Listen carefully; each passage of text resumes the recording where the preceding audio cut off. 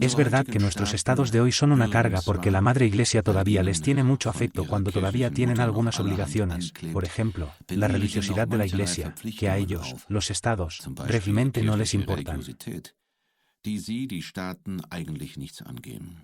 Pero en general no niegan su importancia, porque quieren ser considerados para las sociedades humanas, en las que el ser humano como ser humano puede ser miembro, incluso si es menos privilegiado que otros miembros.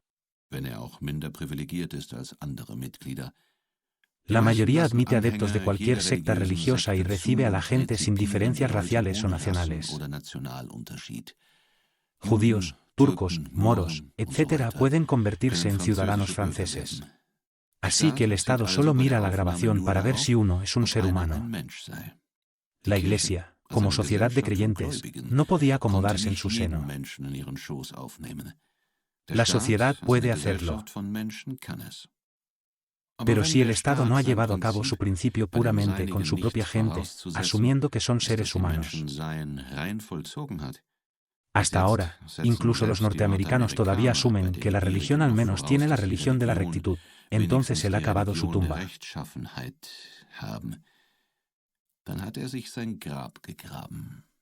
Si bien pensará que tiene muchas personas en su propia, mientras tanto se han convertido en muchos egoístas, cuyos amigos lo usan de acuerdo con sus poderes y propósitos egoístas. La sociedad humana perece a causa de los egoístas, porque ya no se relacionan entre sí como seres humanos, sino que actúan egoístamente como un ego contra un oponente que es bastante diferente de mí y de los suyos.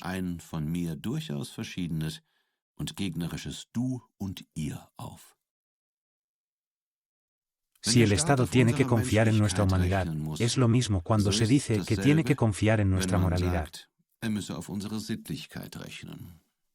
Ver a las personas en los demás y actuar unos contra otros como personas, esto se llama comportamiento moral. Este es el amor espiritual del cristianismo. Porque si veo en ti al ser humano, como veo en mí al ser humano y nada más que al ser humano, entonces me preocupo por ti, como me cuidaría a mí mismo. Pues los dos no presentamos más que el teorema matemático ACYBC, consecuentemente AB, es decir, yo nada como ser humano y tú nada como ser humano, consecuentemente tú y yo lo mismo.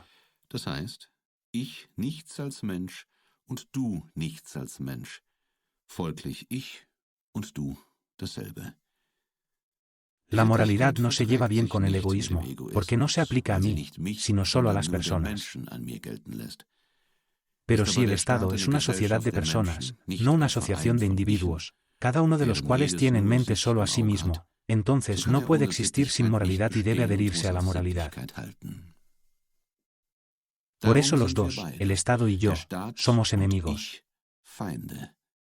Yo, el egoísta, no me preocupo por el bienestar de esta sociedad humana. No sacrifico nada por ella, solo la uso. Pero para poder usarlos por completo, prefiero convertirlos en mi propiedad y mi criatura. Es decir, yo los destruyo y formo la asociación de egoístas en su lugar. Así que el Estado traiciona su enemistad contra mí al exigirme que sea humano, lo que presupone que yo tampoco puedo ser y que él puede considerarme inhumano.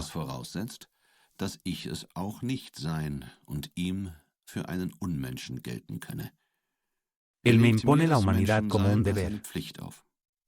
Además, me exige que no haga nada, por lo que no puede pasar.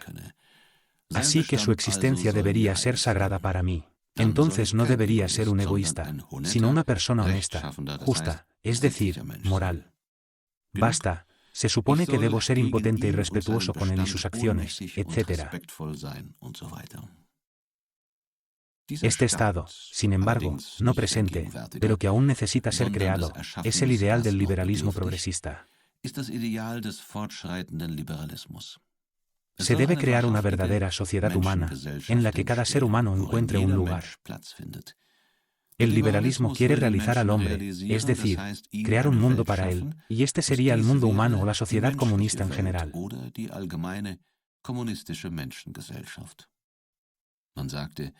La Iglesia solo puede, el Estado debe tener en cuenta a la persona en su totalidad. ¿Es el hombre un espíritu? El núcleo del Estado es la irrealidad humana. Él mismo es solo una sociedad humana. El mundo, que es el espíritu creyente y creyente, se llama Iglesia. El mundo, que es el hombre, la espiritualidad humana o humana, se llama Estado. Pero este no es mi mundo. Nunca hago cosas humanas en abstracto, sino siempre las mías. Es decir, mi acto humano es diferente de cualquier otro acto humano y es solo un acto real que me pertenece debido a esta diferencia.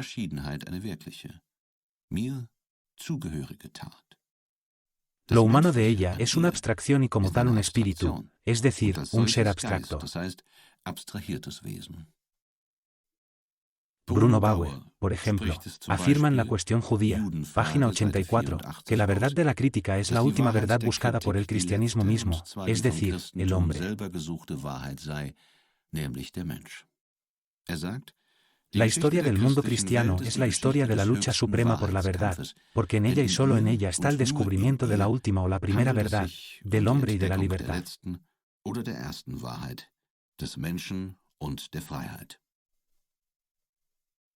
Bueno, dejemos de lado esta ganancia y tomemos al hombre como el resultado finalmente encontrado de la historia cristiana, y en general, de la aspiración religiosa o ideal de las personas.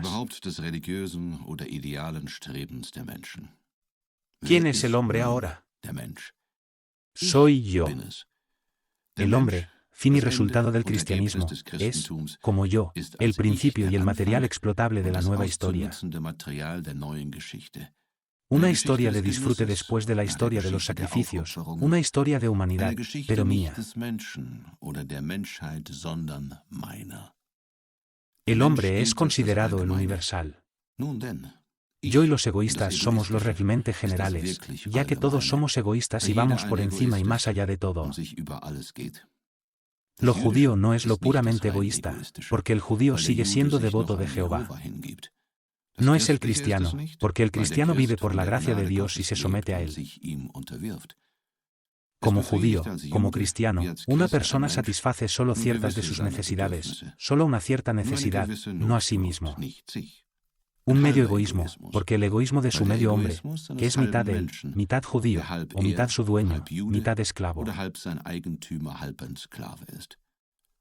Por eso un judío y un cristiano se excluyen siempre a medias, es decir, se reconocen como seres humanos, se excluyen como esclavos, porque son siervos de dos amos diferentes. Podrían ser egoístas completos. Así que se encerraron por completo y se mantuvieron unidos con más fuerza. No es que se excluyan a sí mismos lo que es su vergüenza, sino que esto se hace solo a medias. Por otro lado, Bruno Bauer piensa que judíos y cristianos solo pueden considerarse y tratarse como seres humanos si renuncian al ser especial que los separa y los obliga a la separación eterna, reconocen la naturaleza general del hombre y consideran su verdadera naturaleza como tal.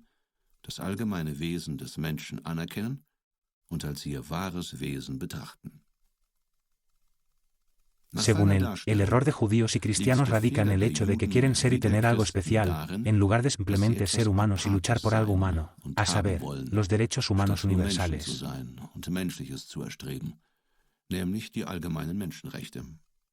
Él piensa que su error básico consiste en la creencia de que son privilegiados, tienen privilegios, en general en la creencia en el privilegio.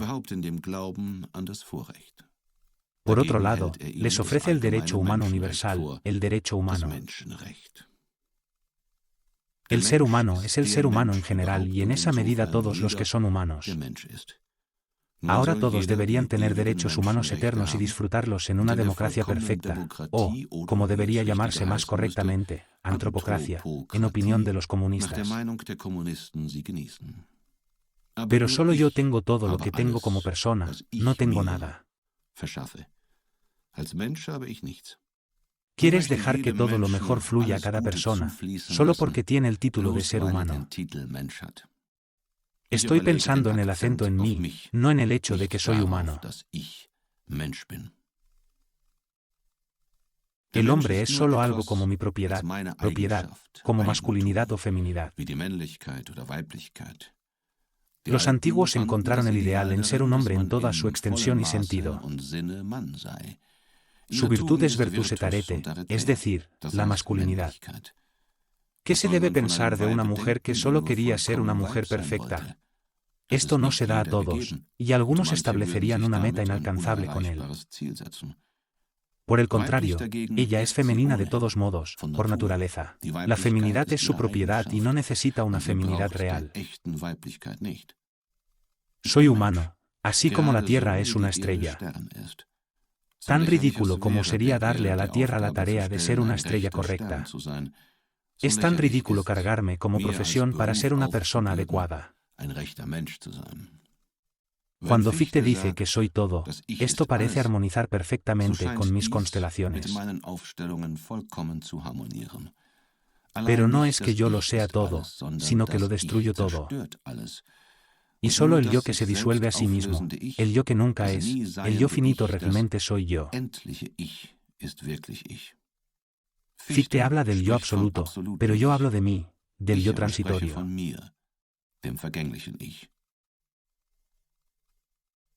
¿Qué tan cercana es la opinión de que el hombre y yo estamos diciendo lo mismo? Y, sin embargo, se puede ver, por ejemplo, de Ferb que la expresión humano, el ego absoluto, se supone que denota el género, no el ego individual efímero. Egoísmo y humanidad, deberían significar lo mismo, pero según Ferb, el individuo, solo puede elevarse por encima de los límites de su individualidad, pero no por encima de las leyes, las determinaciones positivas de la esencia de su especie. El género por sí solo no es nada, y si el individuo se eleva por encima de los límites de su individualidad, es más bien él mismo como individuo. Él es solo al levantarse. Él es solo en el que no permanece lo que es, de lo contrario estaría acabado y muerto. El hombre es solo un ideal, el género es solo imaginario. Ser humano no significa cumplir el ideal del hombre, sino representarse a sí mismo ante el individuo.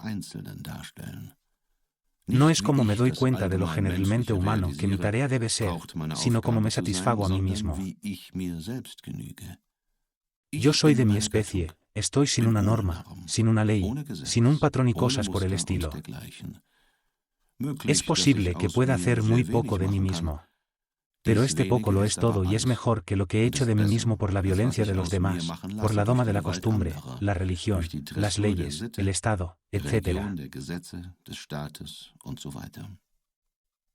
Es mejor, si vamos a hablar debe ser por una vez, es mejor ser un niño travieso que uno precoz. Es mejor ser una persona reacia que una persona que está dispuesta a todo. El travieso y reacio todavía está en camino de formarse de acuerdo con su propia voluntad. Lo precoz y voluntarioso está determinado por el género, los requisitos generales, etc. Ella es su ley. Está determinado por esto, porque ¿cuál es el género para el que no sea su destino, su profesión? Ya sea que mire a la humanidad, a la especie, para luchar por este ideal, o a Dios y a Cristo con igual esfuerzo, ¿cómo habría una diferencia esencial en esto? A lo sumo, ese está más lavado que este. Así como el individuo es la totalidad de la naturaleza, también es la totalidad de la especie. Sin embargo, todo lo que hago, pienso, etc., está condicionado por lo que soy. En resumen, mi declaración o revelación. El judío, por ejemplo, solo puede querer de una manera u otra, solo puede darse a sí mismo de esta manera. El cristiano solo puede dar y revelarse de una manera cristiana y así sucesivamente. Si fuera posible que pudieras ser judío o cristiano, entonces, por supuesto, solo sacarías cosas judías o cristianas.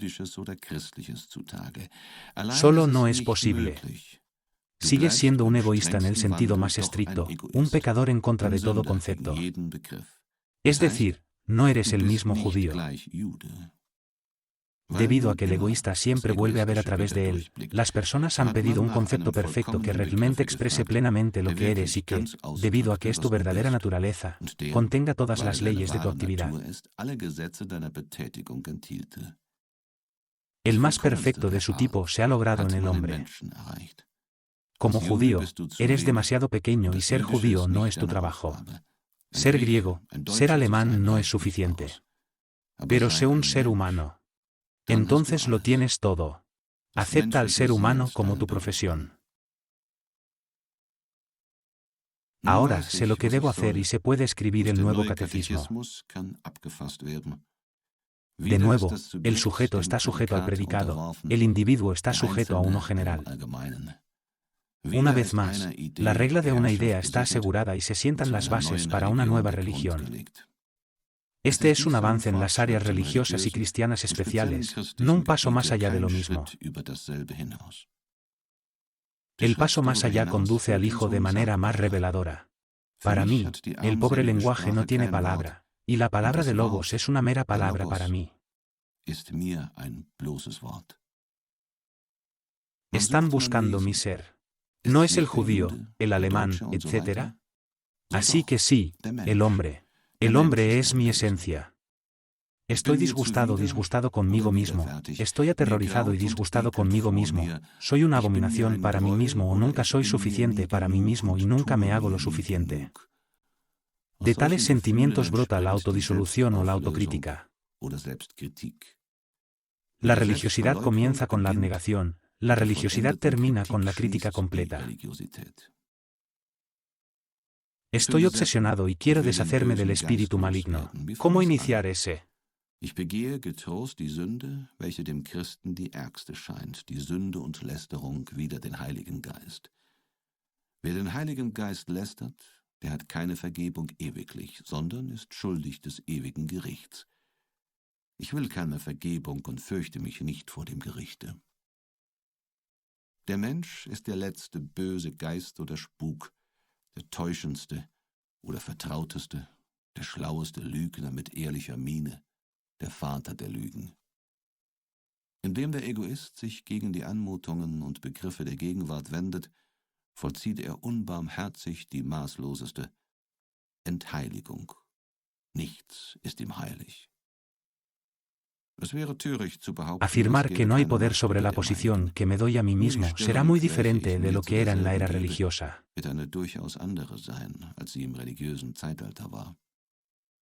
Seré el enemigo de todo poder superior, mientras que la religión enseña a hacerla nuestra amiga y a ser humilde con ella.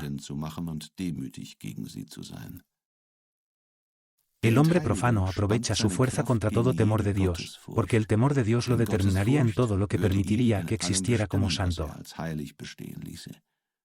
Ya sea que Dios o el hombre ejerzan el poder santificador en el Dios hombre, ya sea que algo de Dios o del hombre se considere sagrado por el bien de la humanidad, esto no cambia el temor de Dios, ya que el hombre es tan bien venerado como el ser más elevado, como en el punto de vista religioso especial, que exige a Dios como el ser más elevado de nuestro temor y reverencia y ambos nos impresionan.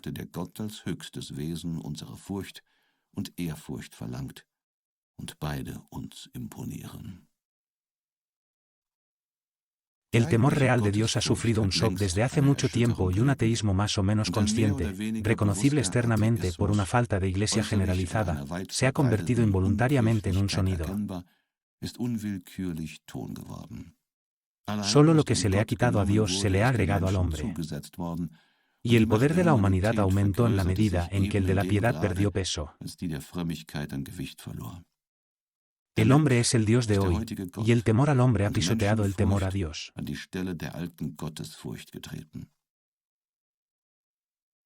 Pero debido a que el hombre solo imagina otro ser más elevado, entonces, de hecho, nada más que una metamorfosis ha tenido lugar en el ser más elevado, y el temor al hombre es simplemente una forma cambiada del temor a Dios. Nuestros ateos son personas piadosas. Si en la llamada era feudal llevábamos todo de Dios, entonces en la relación liberal con el Dios el Señor, el hombre es el Señor.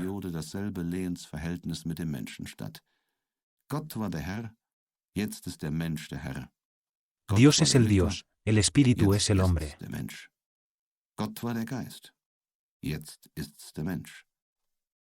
En esta triple relación, la relación de la vida ha sufrido una transformación. En primer lugar, ahora llevamos nuestro poder del hombre todopoderoso al feudo, que, debido a que proviene de uno superior, no es poder ni violencia, sino derecho humano. Llevamos nuestra posición mundial de él, porque él transmite nuestro tráfico, que no debe ser otro que el humano. Finalmente, le quitamos nuestro propio feudo, es decir, nuestro propio valor o todo lo que valemos, ya que no valemos nada si Él no vive en nosotros y sí o donde no somos humanos.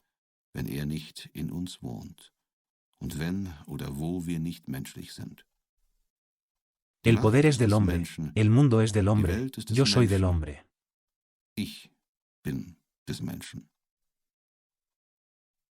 Pero, ¿cómo no puedo tener la libertad de explicarme?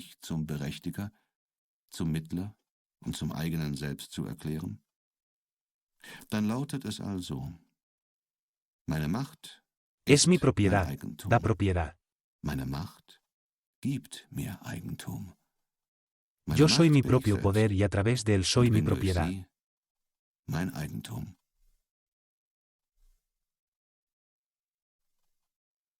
Los únicos tiempos precristianos y cristianos persiguen un objetivo opuesto. Quieren idealizar lo real, quieren realizar lo ideal. Busca el Espíritu Santo, busca el cuerpo transfigurado. Por lo tanto, los cercanos con insensibilidad a lo real, con desprecio por el mundo. Esto terminará con el rechazo del ideal, con el desprecio del Espíritu. La oposición de lo real y lo ideal es irreconciliable, y uno nunca puede convertirse en el otro. Si el ideal se convirtiera en lo real, ya no sería el ideal. Y si lo real se convirtiera en el ideal, entonces el ideal por sí solo no sería lo real en absoluto. La oposición de ambos no puede ser superada de otra manera que destruyendo ambos. Solo en este hombre, el tercero, la oposición llega a su fin. De lo contrario, sin embargo, la idea y la realidad nunca se superpondrán. La idea no puede realizarse de tal manera que siga siendo una idea, sino solo si muere como idea y lo mismo se aplica a lo real. Pero ahora no nos hemos librado del viejo seguidor de la idea, del nuevo seguidor de la realidad. Los dos no podemos librarnos de la contradicción y solo languidecemos, uno según el espíritu, y cuando este impulso del viejo mundo se satisfizo y este espíritu pareció haber llegado, el otro inmediatamente después de la secularización de este espíritu, que debe seguir siendo para siempre un deseo piadoso.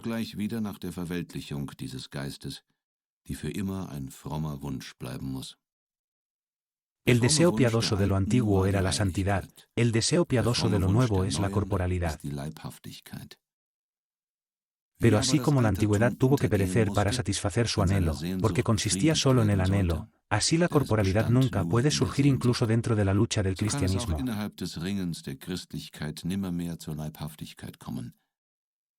Así como el tren de la santificación o purificación pasa por el viejo mundo, las abluciones, etc., por lo que el tren de la retención pasa a través de la cristiana. El Dios se sumerge en este mundo, se hace carne y quiere redimirlo, es decir, llenarlo de sí mismo. Pero como Él es la idea o el espíritu, uno introduce la idea en todo, en el mundo. Por ejemplo, Hegel al final y prueba que la educación pagana del hombre, de aquellos como Él, es un ser sin carne.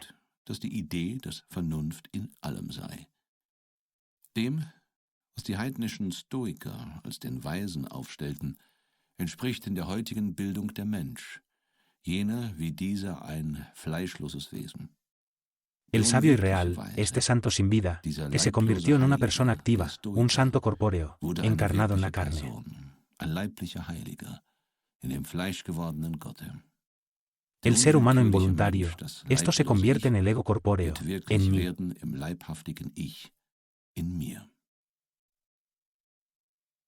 La cuestión de la existencia de Dios, que, retomada una y otra vez, da testimonio del hecho de que el impulso por la existencia, la corporalidad, la personalidad, la realidad ocupaba incesantemente la mente, porque nunca encontró una solución satisfactoria, serpentea a través del cristianismo.